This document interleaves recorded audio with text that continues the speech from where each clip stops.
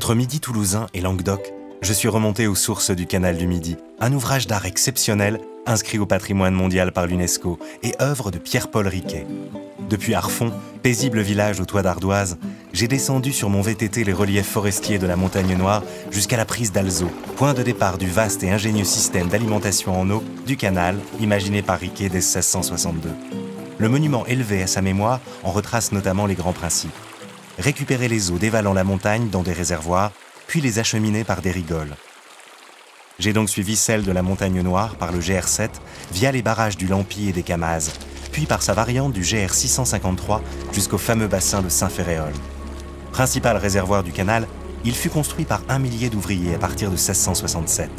Entouré de collines boisées, il offre aujourd'hui un cadre idéal à différentes activités nautiques, baignade, voile ou pêche. J'y ai visité le passionnant musée du canal du Midi. De nombreux documents y expliquent les principales étapes de sa construction et son fonctionnement. Dans les jardins romantiques, on peut appréhender les différents principes hydrauliques qui régissent son alimentation. Laissant le chemin de la rigole qui dévale jusqu'au seuil de Naurouse où elle rejoint le canal du Midi, j'ai repris celui du GR 653 jusqu'à la Bastide royale de Revel. Fondée en 1342, elle conserve un plan typique de rue disposé géométriquement autour d'une place centrale à arcades. Sa halle du XIVe siècle m'a impressionné par ses dimensions, sa belle charpente de bois et son beffroi. Tous les samedis, s'y tient un fameux marché classé parmi les 100 plus beaux de France, où se vendent entre autres produits du terroir, d'excellents foie gras, de succulentes charcuteries, mais aussi des fromages locaux. Revel est un centre d'artisanat réputé pour ses savoir-faire du travail du bois, avec ses nombreux ateliers d'ébénisterie et ses fabricants de meubles. On y trouve également des tapissiers, des sculpteurs, des bronziers, des doreurs. Grâce au musée du bois et de la marqueterie, je suis devenu incollable sur l'exploitation de la forêt et les métiers qui y sont liés. Le même GR 653 m'a mené ensuite à Sorèze, un lieu véritablement unique. Ruinée pendant les guerres de religion, cette cité de caractère conserve de son riche passé un magnifique clocher, des maisons à pans de bois et encorbellement, ainsi que la célèbre abbaye-école.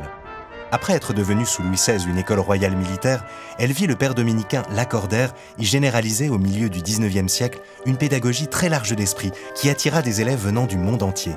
Un véritable précurseur. L'abbaye-école se visite grâce à un parcours permanent à travers les bâtiments de style classique, ainsi que des espaces recréés comme les cellules des dortoirs. En 2015, s'y est installé le musée Don Robert, qui présente la collection des tapisseries du XXe siècle du monastère d'Ancalca, composé d'œuvres du célèbre peintre tapissier Don Robert et d'autres artistes. Sorèze s'anime au fil de l'année de nombreuses manifestations, comme le Festival Musique des Lumières, dédié au baroque, ou les fêtes médiévales. Pour conclure mon passage à Sorèze, j'ai également visité le musée du verre, qui rassemble plus de 1700 pièces datant de l'Antiquité à nos jours. Tout proche, le village de Durfort vit lui du travail du cuivre depuis le XVIe siècle. En témoigne son joli musée. De nombreux artisans, dinandiers, verriers, vanniers, maroquiniers, se sont installés à proximité. À quelques kilomètres, sur le site du célèbre centre de vol à voile de la Montagne Noire, le musée de l'aviation légère expose plus de 25 aéronefs de légende, dont plusieurs en état de marche. Évidemment, je me suis offert une petite virée en planeur. Suivant d'en haut la rigole de la Plaine, j'ai survolé le joli pays de Cocagne, ancienne terre de culture du pastel, jusqu'au lac de l'Ancla, repère de pêcheurs. Une rigole que l'on peut également longer à vélo sur un parcours cyclable entre Saint-Ferréol et l'Ancla.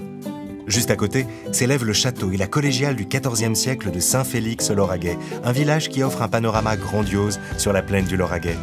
Un peu plus au nord, c'est l'église du village perché de Saint-Juliat que j'ai repéré grâce à son curieux clocher-mur, et le château voisin de Mongé, belle forteresse liée aux souvenirs des Cathares. Une échappée belle entre sud du Tarn et Haute-Garonne, dont le souvenir m'habitera pour longtemps encore.